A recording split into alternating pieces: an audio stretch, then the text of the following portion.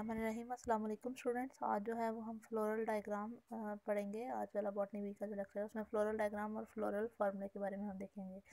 Floral diagram जो है वो उसकी जो डेफिनेशन होगी वो ये है, diagrammatical representation of a flower is known as floral diagram. ठीक है, अगर डायग्रामेटिकल रिप्रेजेंटेशन की जाए फ्लावर की तो वो कहलाती है floral diagram.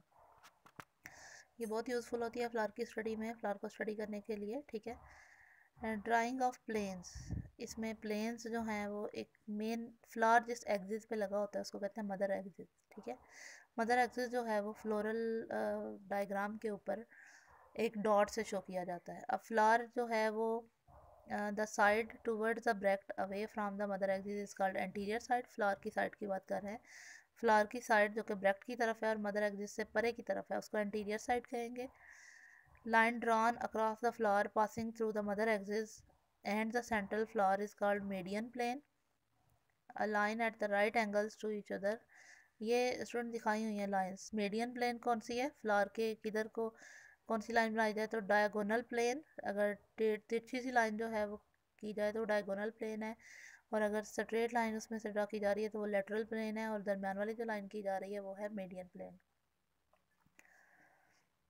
Lateral planes are called diagonal planes। ठीक है, a line at right angle to this plane is called lateral plane। lateral plane वाली जो लाइन है वो राइट एंगल पे होती है। ये इसमें बी वाली फिगर के साथ ये जो लाइंस बनाई हुई हैं ये शो की जा रही हैं। आई से अगर देखें तो उस हवाले से दिखाई जा रही हैं। फ्लावर की इस जगह को कट किया गया है। Representation of mother axis. Mother axis is indicated by a dot or small circle in anterior posterior plant above the diagram। देख लेते हैं कि मदर एक्सिस ये फ्लोरल डायग्राम बनी हुई है, इसके ऊपर वो जो ब्लैक सा डॉट बना हुआ है ये मदर एक्सिस है।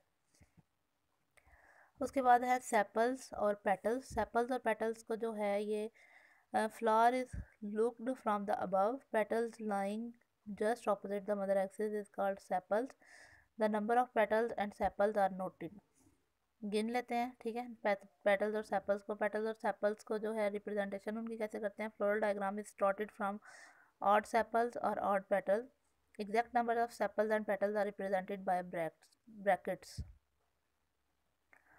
ब्रैकेट्स कैसे शो करते हैं ये नेक्स्ट पेज पे डायग्राम हम देखते हैं। ये जो बाहर वाली हैं 1 2 3 4 5 जिनमें लाइनिंग दिखाई हुई है ये सेपल्स हैं। ठीक है, पहले फ्लावर को के ऊपर गिननी होगी, फ्लावर के ऊपर 5 सेपल्स होंगी, इसीलिए यहाँ पे 5 बनाई गई हैं ये, और इनके किनारे जो है ये आपस में जोड़े नहीं गए, इसका मतलब है ये पॉलीसेपलस थी। ये इसके बिल्कुल बी वाली डायग्राम आप देख लें, सेपल्स बनाई गई हैं और उनको आपस में जोड़ा गया है, तो वो सेपल्स जो हैं वो गैमोसेपलस हैं, यानी सेपल्स आपस में जुड़ी हुई हैं। अब सेपल्स के बिल्कुल अंदर जो हैं वो पेटल्स बनाई हुई हैं, पेटल्स भी 5 हैं।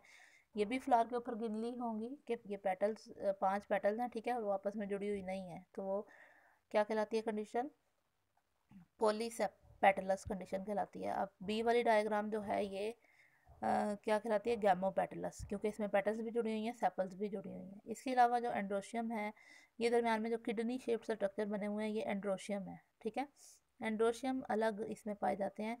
आपने एंड्रोशियम की भी जुड़ी और अलग वाली जो कंडीशन हमने एंड्रोशियम में उसकी टर्म्स पढ़ी थी, उनमें आपने जुड़े वाली और अलग वाली पढ़ी थी कि क्या क्या कंडीशंस होती हैं। ठीक है, वो आपने उसको दोबारा से रिवाइज कर लेना है कि वो कौन कौन सी थी। तो ये किडनी शेप जो स्ट्रक्चर है ये स्टेमन्स होते हैं, और दरम्यान में ये जो गोल सा सर्कल था बना हुआ है ये कार्पल है, और कार्पल के अंदर ये जो डॉट सा दिखाया हुआ है ये उसकी प्लेसेंटेशन भी शो की हुई है। अब बी वाली डायग्राम में आप देख लें स्टूडेंट के स्टेमन और पेटल्स को आपस में जोड़ा गया है एक लाइन के जरिए। एपीपेटलस, आपने एक कंडीशन पढ़ी थी एपीपेटलस। ठीक है ना, तो उस वाली कंडीशन में क्या था, स्टेमन्स पेटल के साथ जुड़े हुए थे। अगर स्टेमन्स पेटल्स के साथ लगे हुए हों तो वो एपीपेटलस वाली कंडीशन कहलाती है। तो ये कंप्लीट फ्लोरल डायग्राम है, इस तरह से बनी हुई। ए वाली डायग्राम में नीचे एक और भी लाइन बनी है, सेपल्स के बाहर एक और भी ब्रैकेट शो की हुई है। ठीक है, वो ब्रैकेट जो है वो ब्रैक्ट है, यानी इस फ्लावर का ए वाला जो फ्लोरल डायग्राम है वो जिस भी फ्लावर की है उसमें शो किया हुआ है कि उसमें ब्रैक्ट प्रेजेंट है, जबकि बी वाला जो फ्लावर है उसमें ब्रैक्ट प्रेजेंट नहीं है। अब हम देख लेते हैं representation of stamens. Stamens are indicated by the kidney shaped figures. उसके बाद representation of gynoecium. Gynoecium is shown in the centre of the diagram. Ovary is drawn in double line. Ovary double line में draw की जाती है, उसमें carpals जो हैं वो कंस्ट्रिक्शन के लिए कार्पल्स को शो किया जाता है, यानी पॉलीकार्पलरी है। अब इसमें ये 3 कार्पल्स होंगे। ठीक है ना, तो ये पॉलीकार्पुलरी है। इस बार ये भी बी वाली डायग्राम भी जो है ये पॉलीकार्पुलरी ही होगी। नेक्स्ट जो है टाइप्स हैं फ्लोरल डायग्राम की, दो टाइप्स की होती हैं फ्लोरल डायग्राम, एक होती है एम्पिरिकल और एक थ्योरेटिकल। ए और बी की जो ड्राइंग शो की हुई है एम्पिरिकल और थ्योरेटिकल, डेफिनेशन में बताती हूँ फिर आपको डायग्राम से अंदाजा हो जाएगा कि क्या होती है। Diagram in which only those parts of the flower are indicated which is actually present in the flower is called empirical diagram। अब ए वाली जो डायग्राम है उसमें सिर्फ वही वाली डायग्राम बनाई गई है, यानी एक फूल दिया दिया जा रहा है आपको और आपको कहा जा रहा है कि इसकी फ्लोरल डायग्राम ड्रा करें। तो आप देखेंगे कि उसमें 5 सेपल्स हैं, आप सेपल्स बना लेंगे, जितनी पेटल्स हैं उतनी पेटल्स बना लेंगे, जितने एंड्रोशियम है उतने एंड्रोशियम बना लेंगे और जितनी गाइनेशियम है उतनी गाइनेशियम बना लेंगे आप सर्कल बना के, ठीक है ना। तो ये वाली जो चीज़ें होंगी ये एम्पिरिकल डायग्राम कहलाएगी।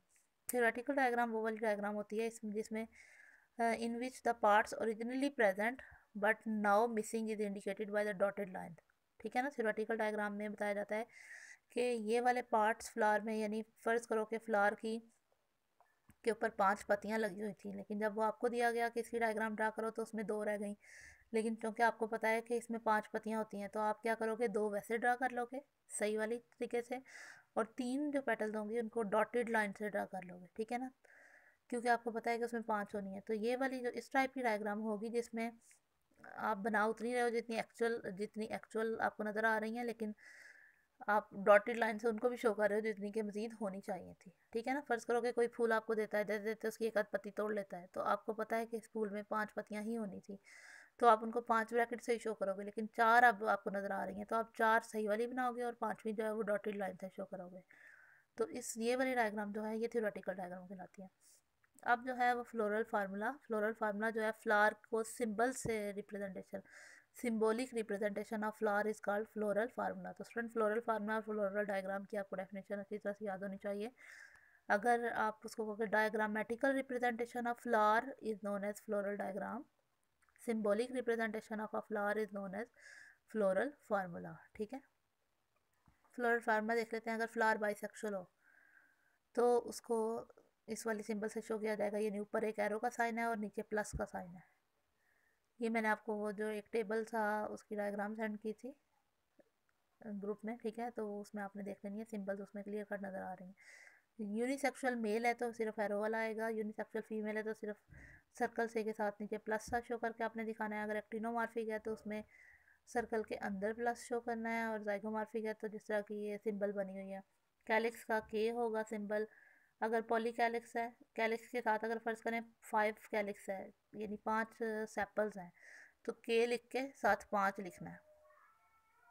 अच्छा, सेपल्स को के क्यों कहते हैं, क्योंकि कैलिक्स और करोला दोनों सी से स्टार्ट हो रहे होते हैं, तो आप दोनों को सी से लिखेंगे तो कन्फ्यूजन होगी, इसलिए जो कैलिक्स है उसको के से लिख दिया जाता है और करोला जो है उसको सी से लिख दिया जाता है। अगर 5 पत्तियां फूल की तो के के साथ 5 लिख दिया जाएगा, अगर 5 पत्तियां जुड़ी हुई हैं तो 5 जो है उसको ब्रैकेट में बंद कर दिया जाएगा, और अगर वो जुड़ी हुई नहीं है तो सिर्फ 5 लिख दिया जाएगा।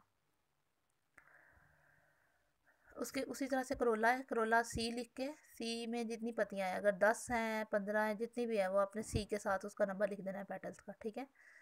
अगर जुड़ा हुआ होगा तो उसको ब्रैकेट में कर देना है, और अगर जुड़ा हुआ नहीं है यानी अगर गैमो नहीं है तो फिर उसको अलग से लिख देना है। पॉली है तो सिर्फ वैसे ही लिख देना है, और अगर गैमा है तो उसको ब्रैकेट में शो कर देना है। स्टेमन्स भी इसी तरह से शो करने हैं। एपीपेटलस स्टेमन्स जो कि बी वाली डायग्राम थी उसमें सी और ए लिख के ऊपर ये वाला ब्रैकेट वाला निशान शो करना है, तो पता चल जाएगा कि ये एपीपेटलस है, यानी स्टेमन पेटल्स के साथ जो है वो जुड़े हुए हैं, ठीक है। उसके बाद कार्पस जो है गाइनेशियम जी, एपोकार्पस यानी अगर गाइनेशियम अलग अलग है एक दूसरे से, ठीक है। कार्पल्स फर्ज करो 2 कार्पल्स हैं तो जी के साथ 2 लिख देना है, लेकिन अगर वो दोनों जुड़े हुए हैं तो 2 लिख के साथ ब्रैकेट बंद कर देनी है, यानी सिन कार्पस अगर है तो जो भी उसका नंबर होगा वो लिख के ब्रैकेट बंद कर देनी है, और अगर एपोकार्पस है तो सिर्फ नंबर लिख देना, उसकी तादाद लिख देनी है। सुपीरियर ओवरी है तो जी लिख के गाइनेशियम के नीचे लाइन लगानी है, और अगर इन्फीरियर ओवरी है तो गाइनेशियम के ऊपर लाइन लगानी है। ये फ्लोरल फार्मूला स्टूडेंट शो किया हुआ है। पहले वाला जो फ्लोरल फार्मूला है वो देखते हुए हम बता सकते हैं कि ये जो फ्लावर है वो है एक्टिनोमॉर्फिक, बाइसेक्सुअल, उसमें कैलिक्स जो हैं वो 5 हैं और गैमोसेप्लस है, ठीक है, क्योंकि उसकी जुड़ी हुई है। करोला जो है वो 5 to इनडेफिनेट, यानी 5 से लेके काफ़ी ज़्यादा तक हो सकते हैं करोला। और पॉलीपेटलस है वो, ठीक है, क्योंकि करोला के गिर्द ब्रैकेट नहीं लगाई गई तो वो पॉलीपेटलस है, पेटल्स फ्री हैं एक दूसरे से। उसके बाद जो है एंड्रोशियम, इन्फिनिट का नंबर लिखा हुआ है, बहुत सारे एंड्रोशियम है और वो आपस में जुड़े हुए हैं, ठीक है, तो इसलिए ब्रैकेट लगा दिया उनके गिर्द। और उसके बाद जो है गाइनेशियम, गाइनेशियम के साथ भी इन्फिनिट का नंबर डाला गया, तो बहुत सारे तादाद में होंगे गाइनेशियम के, वो गिने नहीं जा रहे इसलिए इन्फिनिट का नंबर लगा दिया कि बहुत ज़्यादा है तादाद में। ऊपर वाले फार्मूला में ये नहीं शो किया गया कि ओवरी सुपीरियर है या इन्फीरियर है, लेकिन नीचे वाले में शो किया गया कि गाइनेशियम एक है और उसकी ओवरी जो है वो मोनोकार्पुलरी सुपीरियर ओवरी, ये लिखा जाएगा यहाँ पे इसके फार्मूला में। और जो स्टेमन्स हैं वो 2 घेरों में है, 9 जो है वो जुड़े हुए हैं और जमा 1, ठीक है, तो डाइडेनिमस है स्टेमन और उसमें 10 होंगे, 2 वेल्स की फॉर्म में होंगे, 9 जो है वो इकट्ठे जुड़े होंगे और 1 जो है वो फ्री होगा। इसी तरह से जो करोला है वो 5 होंगी पत्तियाँ, एक 1 एक मेन होगी, उसके बाद 2 भी अलग होंगी और 2 जुड़ी हुई होंगी आपस में। कैलिक्स जो है वो 5 होंगे और गैमो सेप्लस होगा ये फ्लावर जो है, ठीक है। ये सिंबल इसी तरह से ये चीज़ें शो करती हैं। तो ये वाला चैप्टर हमारा कंप्लीट होता है। नेक्स्ट चैप्टर जो है वो हम इनफ्लोरेसेंस का स्टार्ट करेंगे। फ्लावर अब हमारा कंप्लीट हुआ है, इनफ्लोरेसेंस का हम कल से स्टार्ट करें। चैप्टर तो 4 ही है, यानी अब मॉर्फोलॉजी हम इनफ्लोरेसेंस की स्टार्ट करेंगे। फ्लावर की मॉर्फोलॉजी हमारी कंप्लीट हो गई है।